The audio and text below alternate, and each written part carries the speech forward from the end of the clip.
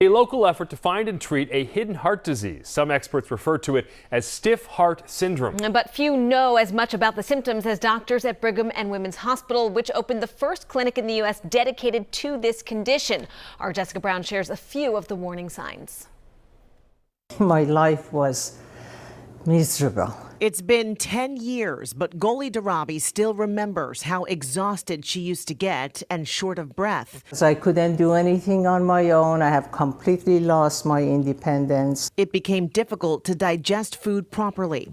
And I lost a good 15 pounds. Goli also developed this mysterious bruising under her eye. So she saw different specialists for her different problems and got a lot of different answers. And many of them did indeed tell me that there is nothing wrong with you. It was very frustrating. Then Goli blacked out. It happened right here in our home. And I fell on my face. But this time, the ambulance took Goli to Brigham and Women's Hospital. That's where she met Dr. Rodney Falk. And one of my colleagues noted she had some unusual bruising around the eyes. And she'd actually seen doctors about that bruising. It was an important clue. He looked at me, and based on the descriptions of the different symptoms, he said, I think you have amyloidosis. Amyloidosis describes a group of diseases caused by clumps of abnormal proteins called amyloids.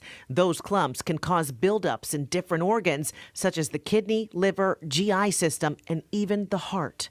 When it infiltrates the heart, it's like somebody pouring Jell-O into a sponge, and then it gets very stiff. Take a look at the difference. On the left is a healthy heart. On the right is a heart diagnosed with amyloidosis. Because the walls are so thick, the cavity of the heart is small, so with each beat it's putting out less blood, and it is relaxing less well. And that leads to a buildup of fluid and shortness of breath, or particularly in Goli's case, can lead to rhythm disturbances of the heart. The condition is considered very rare, but Dr. Falk believes it may be more common if more doctors looked for it. I am sure that there are many deaths from this disease that have never gone diagnosed. Right now, there is no cure or a way to reverse the organ damage. But with chemotherapy, doctors can now stop the clumps from forming. And so far, for Goli, that's been enough. The fact that I'm here, this is such a gift that I don't mind limitations that it has created for me. There could be new hope on the horizon for patients like Goli. Dr. Falk believes researchers are just 2 to 3 years from developing a cure that would reverse organ damage from amyloidosis. We have more information on all of this on our website and the WCVB app.